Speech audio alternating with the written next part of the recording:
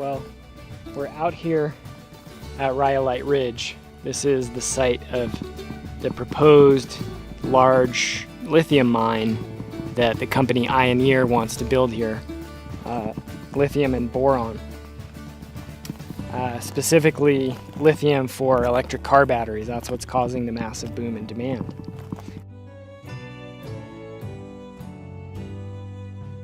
And we're actually standing right here on top of the formation of the sterilite, I believe is the name of the mineral.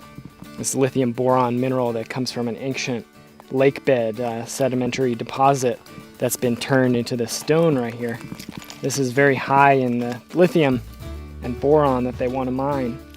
You can feel it. Lithium's number 3 on the periodic table of the elements. It's a very light element, and the stone is extremely light. It's got a lot of lithium in it. And it's because of this unique mineral content in the soil. This is only one of 2 deposits of this mineral on the planet, this specific soil type on the entire planet from according to Ioneer's documents. And that unique soil type is what makes this a good habitat for TM's buckwheat, which is the endangered plant. Here's one right here. So this is the buckwheat. It's a little more showy in season when it's blooming. But it's this small, little, beautiful flowering plant. And its entire habitat is between those mountains over there and these mountains over here.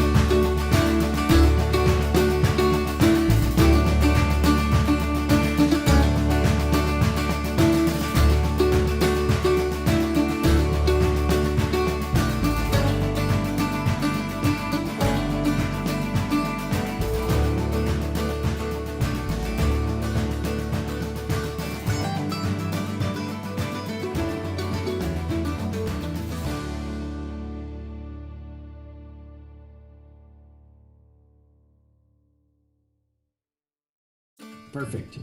Well, welcome everybody, and welcome to Environmental Coffee House, where I have the most wonderful guest named Max Wilber, and he is from the Green Flame, and I could not be happier to have him with us. It is amazing what they are doing at the Thacker Pass in Nevada. It's activism at its finest, and Max, Max, I want to make sure I didn't call you Will. It's a pleasure. Welcome. And could you please start with telling us how in the heck you got started wanting to do this, because you look cool. Yeah, it's not a walk in the park out here. Well, I first got interested. Well, I guess I'll say first, thank you, Sandy, for having me on the show. I appreciate it. Happy. And thanks for sticking with me through the technical issues to get the stream up and running here. Perfect. I am at 5,225 feet on the side of a mountain range in Nevada with about a foot of fresh snow on the ground. Oh, and the cell service isn't great. So, as you can imagine, it's a little challenging to do this type of thing from a remote location. But, when I was a young person, I started to get really concerned about what was happening to our planet. And I learned about global warming, and I learned about deforestation, and the Amazon, and the biodiversity crisis, and pollution issues, and water scarcity, and desertification, and all of this huge range of problems. I could just keep going on and on. Oh, yeah. And I was really worried about them, of course, because that's our future. That's all of our future. There's only one known habitable planet in the universe, and we're living on it. And this culture is destroying it. The dominant culture, the mainstream culture, is destroying this planet rapidly. And so I started to get really concerned about these things, and of course I was looking for solutions. So I was reading the environmental news. I was, looking around for whatever information I could find about what would make these situations better. And of course, what I came across was lots of articles saying solar panels and electric vehicles are going to save the world. And, being a teenager, I took this at face value, and I believed it. And I really thought that these things were going to save the planet. That bubble has been burst for me now. And it's not that my values have changed. It's not that my ethics have changed. I still feel the exact same way about wanting to save the planet, wanting to stop global warming, species extinctions, toxification, all these different issues. The difference now is that I have more of an understanding of how these so-called green technologies like solar, wind, electric cars, etc., how they're actually produced, where they come from, and what's required for them to be built and maintained. That's what led me out here to Thacker Pass, which is where I am right now. This site right here, I don't know if you can see behind me very well. This site right here is the proposed site of a major open pit lithium mine. And the open pit would be about 2 square miles, stretching across all of this old growth sagebrush steppe that you can see just probably looks like a white expanse from there. So this project is not much different than a mountaintop removal coal mine. Absolutely. It's really the same thing. And there are still a lot of proponents of these type of things, of electric cars, who are saying, this is how you save the planet. It's by destroying a place like Thacker Pass. It's by sacrificing a place like this to make electric car batteries. And, what I always try to remind people is that cars are not a necessity of life. They are a luxury good. They are something that only the wealthy of the world can afford. And they are something that, yes, we live in a car culture. A lot of people need a car to get by on a day-to-day basis in this culture. But that's the problem right there. Like, we can't solve the problem of car culture just by fueling cars with a different energy source. We need to actually get rid of car culture as a whole. In that way, we're getting a lot closer to the root that we're facing. So, this place out here, Thacker Pass, it's habitat for pronghorn antelope. It's an important migration corridor for them.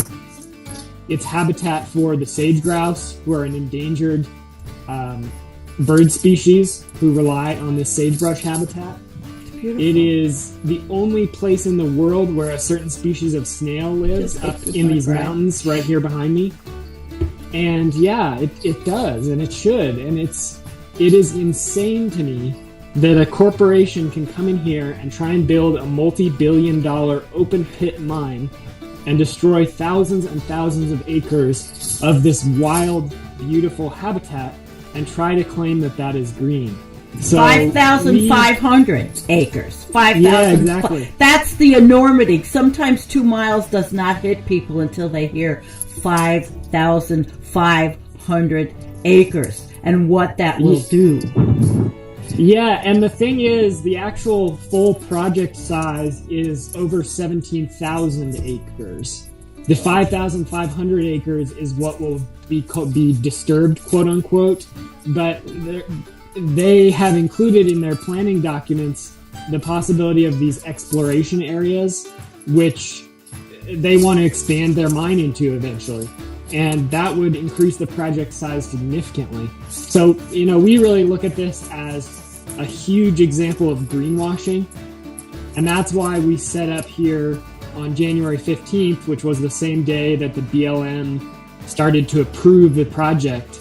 The Bureau of Land Management, that's the agency that manages this land. This is public land under U.S. law, although it's really Paiute land that was stolen, never ceded through a treaty to the U.S. government. So that's why we're out here. We've been out here for 2 weeks. We're bearing witness. We're standing against what's happening. We're taking direct action.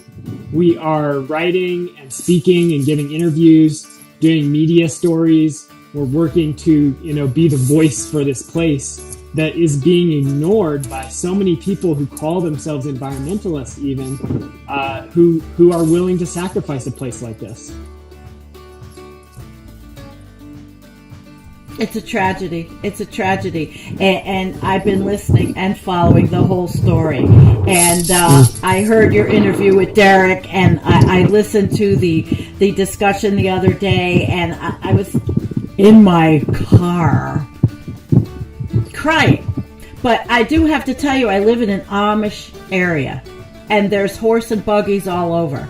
And it can be done if you live where you don't have to travel. If you live in a community where you can get places without cars, great. I'm rural. So, of course, here I have a pickup truck. But my Amish neighbors don't, and so people always say, Max, what are you going to go back to? You're going to go backwards? All that bullshit. And you guys have discussed this at length on how we can avoid this and what we can do in life. Yeah, absolutely. And I think that's really kind of the wrong way to go at it when people make that criticism, because I actually live in a rural area and I have a car as well. And the thing is, I don't think this is a personal issue, right? The world population is growing so fast that me and you and everyone else listening to this program could give up our cars tomorrow. And, everyone I know, everyone I've ever met could give up their cars tomorrow.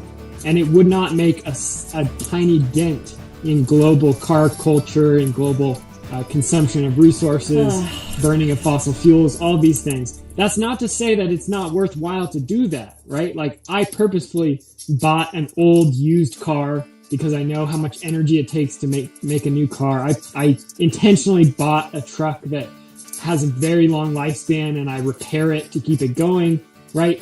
Just like I try to buy local foods when I can, and I try to reuse, materials whenever I can, and I repair my clothing, I stitch things up. I do all these things to reduce my own footprint on this planet. But I also think it's really important that we understand that that's never going to be enough. It can't be just personal solutions.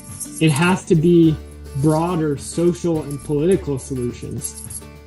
As long as cars are being produced, we will have the problems that we have today. And that's the real heart of these issues. Like, people want to ask, how can you solve the problems of car culture without actually getting rid of car culture? There's only one answer to the problem of car culture. You get rid of it. You stop car culture. You stop producing new cars. You stop fueling the old cars. And then eventually they just become obsolete. They become these giant paperweights that are sort of an anachronistic remnant of the old way of doing things, which was crazy and which almost led all of life on this planet to ruin. So, this sounds like pretty intense to some people. They think like, oh, you're such a radical. These are such crazy out there ideas. But they're really not. I mean, most people on this planet do not have cars. And, for 99.9% of our existence on this planet, we have not had cars. Our ancestors did it, and they were fine. They got by, right? They made the most of their lives. Cars are not a necessity. They're a luxury good. And so this idea that, we can stop global warming by transitioning to electric vehicles is really, it's like trying to solve the problem of global warming without actually uprooting the causes of global warming. It's like, how can we make this superficial change to our society while leaving the primary pillars of the problem intact? And you can't.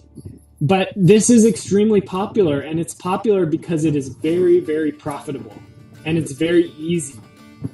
If we're not asking people to change, if we're not asking for a change in society, if we're not asking demanding and agitating for and forcing a change to our political systems and our economic systems, then we can just have companies like Lithium Americas come in here, blow up a mountainside, and make billions upon billions of dollars in profits.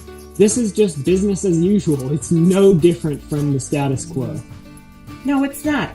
And as I listened to the conversation yesterday between you and Will Falk, I really was impressed, but I was taken back at how naive I am even. And I like to think of myself as someone who understands and gets it. But yet, wow, it was a heavy conversation. I put it onto our page, and I hope people listen to it because it was really good. Cool. It was really good. Yeah, I'm glad you appreciate that one. And yeah, they are heavy things. And, I think we all kind of want everything to be okay. And we all kind of hope that some expert somewhere has got it figured out. And, Biden's new climate plan will be great and kind of take care of things. And we got Trump out of there and now we're good to go, That's not the truth at all. No, not at all. The problems that we're facing are firmly bipartisan in the United States and globally. And they're deeply rooted in our society. So we need serious transformations, to our economy, to our way of life, to our everyday activities, to our political systems, to our spirituality and the way that we think about the world. And, these things aren't going to happen quickly, unfortunately. I wish that they would happen quickly, but it's also not going to happen through buying things. That's not to say that we can't, I'm a that purchaser. It's not better if you have the choice. Yeah, if you have the choice, support a local permaculture farm rather than buying some, crappy industrial product, of course. I grow all my own food. Yeah, that's awesome. Yeah, and I try and do similar things. I forage a lot. I actually hunt and fish. Some people think that's, anti-environmental, but we do too. I think it's part of relationship to the planet. And you can do it in a reverent and loving way where you really pay attention to the land that you're on and what's coming. That sort of gets to the root of some of the things because, ultimately what do human beings need? We need food, water, clothing, shelter, community. These are our basic needs, right? Anything beyond that is really a luxury. And we have many modern luxuries, especially here in the United States, where even the middle class and the working class have a standard of living that in the global perspective is like the extreme wealth. It's like the extreme wealthy. And that said, I was in the Philippines at the beginning of 2020, just before the coronavirus outbreak really began. And I was doing some organizing work over there, and I spent time in these rural communities. And, by our standards, you might say these people are incredibly poor. What they don't have is money, but what they do have is plenty of food.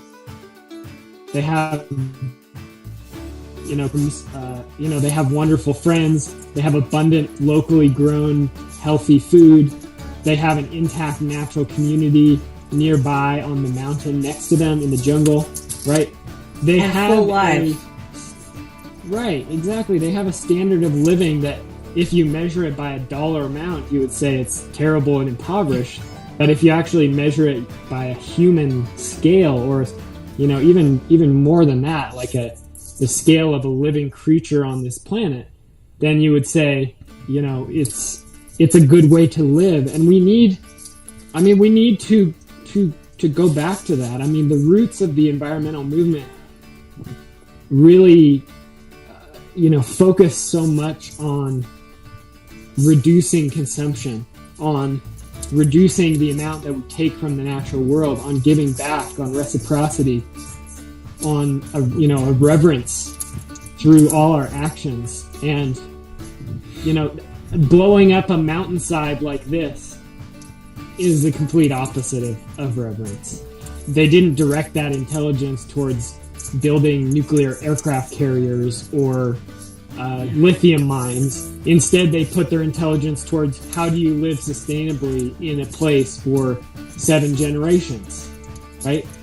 It takes an incredible amount of intelligence, of attention to detail, of wisdom, of knowledge, and gathering of data over time, and using that in sort of a scientific process, feeding back to your culture to modify your behaviors, to figure out how to live somewhere sustainably in the long term, in a deliberate way, right?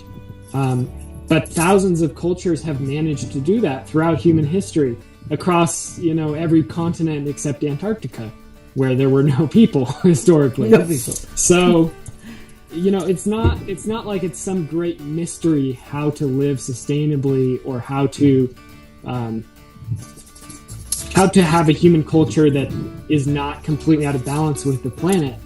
It's really the story is that the dominant culture is a militaristic culture, and it has deliberately worked to exterminate or assimilate those cultures that have been sustainable, that have been living in other ways, because it wanted, the dominant culture wanted their forests, it wanted their mountains, wanted their buffalo, wanted their salmon, wanted everything, wanted to take everything.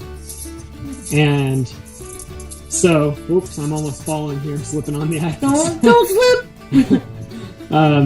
I slipped the other day. Yeah. It's an occupational hazard being out here.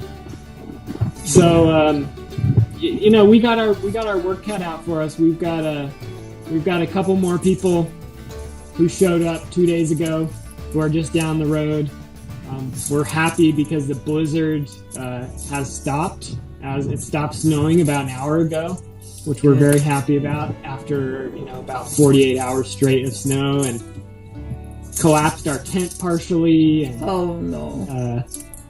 So it's it's been challenging to be out here just to survive. This isn't a place where people usually hang out in the winter. It's pretty exposed to the weather. So they did it at Standing Rock. It's not about me. It's about others looking at what you're doing, and you're a role model. And, to save this from being destroyed, mountaintop destruction, like they were doing for pipelines. And another thing you guys were talking about was activism, that sometimes it's rarely successful, and that there's going to be, the more this happens, the threat of maybe loss of life, like in other countries. And I want to say we were successful here in Western New York in our fight against the Northern Access Pipeline. We won, and I was involved in that. And so it can happen. It can happen. And the reason that originally brought me out here over to the eastern side of the state was that Las Vegas was trying to build a massive water pipeline and pump all the water out of these remote areas in eastern central Nevada and pump it all down to the city. And, just in the process, destroy all these incredible areas in eastern Nevada. So I got involved in that fight back in around 2014, and just fell in love with the Great Basin. Nevada, it's basin and range country, so there are dozens of mountain ranges throughout Nevada, tall, towering, steep mountains with big rocky cliffs. And incredible wild habitat. And then these big, broad, wide valleys between them. That's the basin part. And it's just incredibly beautiful. Like Will said, who's up here with me, he's a poet. And he said, it's sort of like the sky. You're being cradled up towards the sky by the land here. It just feels incredibly wild and open, and the stars are so bright, and the coyotes are howling, and this is one of the most wild regions left in the United States. Nevada has some of the lowest population densities in the country, especially if you look outside of Las Vegas and Reno, the big population centers. Sure. There's just not many people out here, and there's so much open space. And one thing that's pretty amazing about it too is that so much of the land is considered public land out here that you can really just drive down any road and park and walk up into the mountains anywhere you like, and you won't be trespassing. 9 times out of 10, you will be on public land and you will be completely permitted to walk wherever you want. So you can just look at a mountain or look and see a canyon or a cliff, 5 miles away and just say, that looks interesting, let's go check it out. And there's this ability to just wander and this sense of freedom from having open land here. That, of course, will be destroyed by a mining project like this, which will take what's considered public land now and basically put a fence and security guards around it for 50 years and, leave behind a wasteland. Yeah. So the second part of your question, or your second question, Sandy, was about, the global issues. And I think that's a really good question. And I don't know that I have a great, perfect answer to it. You don't have to. I think in one sense we need to build solidarity with international movements that are fighting extraction and destruction of the land everywhere. And tomorrow, actually, we've been invited to be part of a panel with some indigenous land defenders from Argentina and Chile who are fighting lithium extraction down in that region, right? And so they're facing the same thing that we're facing here, and we don't want this fight to just be a NIMBY, not in my backyard, right, type of thing. We don't want this to happen to any mountains anywhere. We don't want any place to be destroyed for lithium. So I think that's part of the answer. I think part of the answer too is that we got to take care of business where we're at, and we're here in the United States, which is one of the wealthiest countries in the world, one of the most powerful countries in the world, which, for decades now has been a major purveyor of violence around the world for centuries, which institutionalizes corporate power and uses its military force to, secure access to oil reserves and lithium and other resources around the world. I feel like we got to take care of business here, and if we're able to do that, then we will really make other people's job in other countries easier. Exactly. It's going to take.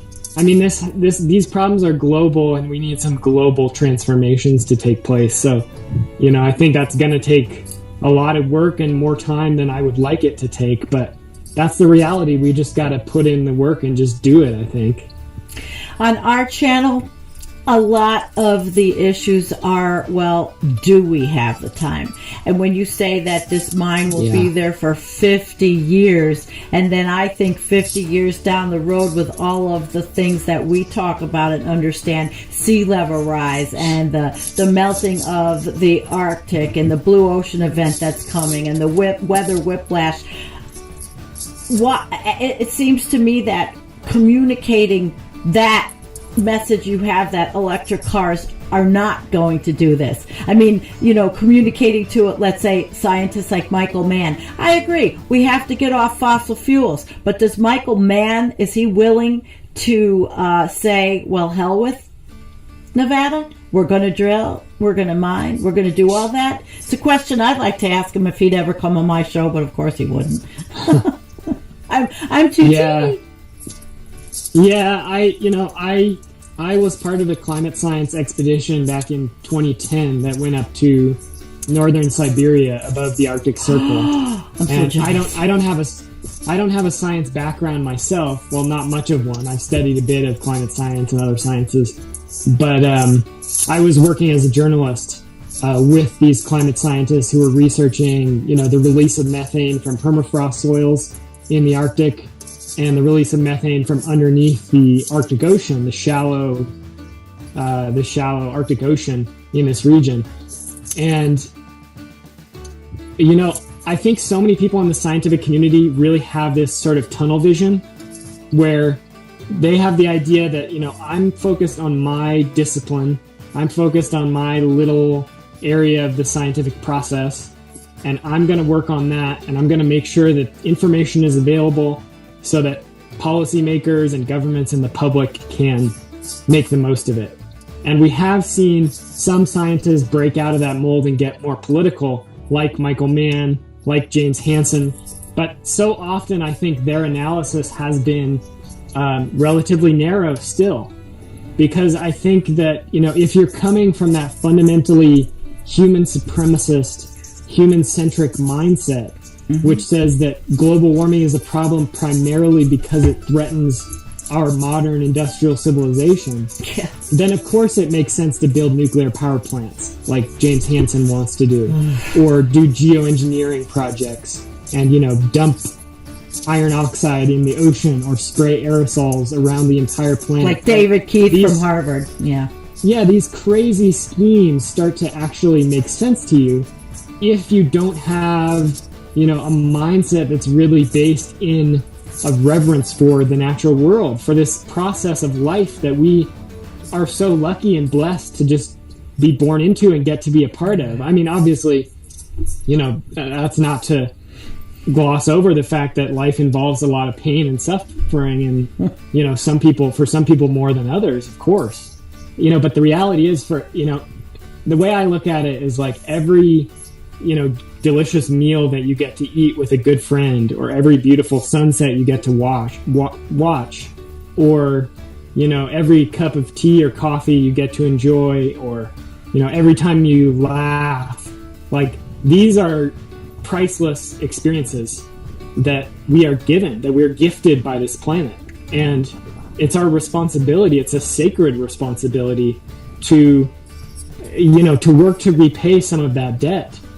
And that means defending the world from which we have been born, and I look at these sagebrush bushes out here, and the golden eagles who were circling overhead earlier, and the birds who were flying around our camp this morning as the storm was breaking. And I know that these beings are literally our relatives. I mean, we share the same DNA. We were born from the same tree of life, right? They are literally our family. The tree. And if we cannot acknowledge that and live in such a way that we are being respectful of our family members around us, then it is going to crumble, right? And it's going to crumble underneath us, and we're going to tumble down along with everyone else. So we got a lot of work to do. That's what Carolyn Baker, the author, would call collapse. I mean, collapse is a big discussion, a big topic in our sphere, but it should be in everyone's. And what you're doing, I'm hoping at least to share this even more so people can understand just what's going on. Well, thank you, and I appreciate you saying that. And I just want to say too, like, I think we need engagement at all kinds of different levels. I think ultimately we do need this very serious level of political engagement, which, is based around direct action to stop the destruction of the planet, to force these industries to halt. I don't think they're going to stop voluntarily. I think they're kind of sociopathic in their structure, in the very way they've been constructed. And, I think ultimately we need that sort of, militant, whether it's nonviolent or not, but sort of a militant spirit of no compromise in defense of Mother Earth. And, I also want to say that I think there are a lot of different ways people can contribute to that at all levels. You're having me on the show. Like you said, you've got this back problem and you can't be out here. That's totally understandable, right? And different people have different issues why they can't be on the front lines. But we can all help build a culture of resistance and resist and change the culture at all levels. Whether you're a teacher or, a cab driver or a farmer, or, you work from home, or you're a single parent, or whatever it is, like, we can all play a role in shifting the entire culture to this, biocentric, life-centered perspective, and towards, criticism and legitimate critique of these bright green lies, these false solutions that we see out here so often, and towards building that serious, organized, disciplined movement that it's going to take to not just stop this mine here at Thacker Pass, but defend the planet at every point of injury around the world. And there are so many. I mean, we could just name them. Keep going, and it wouldn't stop. And the Amazon, and in Africa, and it's just, and Africa, and in Brazil, people want the Western lifestyle because they're being conditioned to want this, and not understand that, gee, what they've had is really what we should stay at, and that the Western lifestyle is not so wonderful in the long run. People are sick with stress-related illnesses. People are dying from diseases that are not seen in a lifestyle in a lot of different places in the world. So it's a matter of educating that this ain't so great, guys. Yeah, and I think one of the big lessons there is that advertising works, right? There's a reason they pour billions and trillions, I don't know how much money they spend on advertising, but a massive amount, right? And it works. I mean, and I'm not immune to it. No, none of us are. Oh, I'm not. My God, look at the headphones I have on. Actually. So going back to what you said, circling back, each discipline definitely now they have to be together with other disciplines to make a whole out of all these different pieces of the pie. Yeah, absolutely. And one of my friends, Lear Keith, says that, I think it was Lear, it might have been Derek Jensen actually, who said something like, no matter what your passion or your work is now, it's a combat discipline. In other words, like, we need all hands on deck. Like, now is not the time to be frightened or to prevent yourself from stepping forward into the role that you could do, right? Into sort of living forward into a greater sense of purpose in this extremely challenging, dangerous, stressful, scary time that we live in. Like, one of the ways that I look at this myself that helps me get through the work that I do on a day-to-day basis is, I remind myself that it's really an honor in some ways to be born in this time. We need to make a difference in this world. We have the opportunity of being born into this crisis situation when there is a need for people to step forward and to become leaders and to change the course of history, right? And that's an honor. That's something that you can be proud of. That's something that you can dedicate your life to. And you'll never run out of passion or new things to learn or new challenges. Like, this is going to be a long-term fight, but I think that we need to look at it in that sense of, like, this is an honorable battle to be fighting, and we need more warriors. You need more warriors. And down the road, there's going to be law enforcement. There's going to be arrests. I hope you guys have your bail funds already, because that's what they do. And, short of, I hope it doesn't get to what's been going on in other countries where, where the humanitarians and the activists are murdered. It's just, but that's the price to pay. And as I was listening to you guys, you had said, you're ready to pay the price if you have to. And not everybody is. That's a big statement. Yeah, well, I certainly wouldn't say that I'm not scared of these things, because I am. And, I think the best definition of courage that I've heard is courage is not the absence of fear, it's the ability to keep going despite fear, right? And, if we let our fear stop us, then they've won. So that's how I look at it. And I'm just not willing to let them win. That's a beautiful way of looking at it. And I'm so happy you're not willing to let them win. Renewable energy transition, this green energy transition that is being sold to us, that is being marketed to us, it's a lie. It's a false solution. And, there are some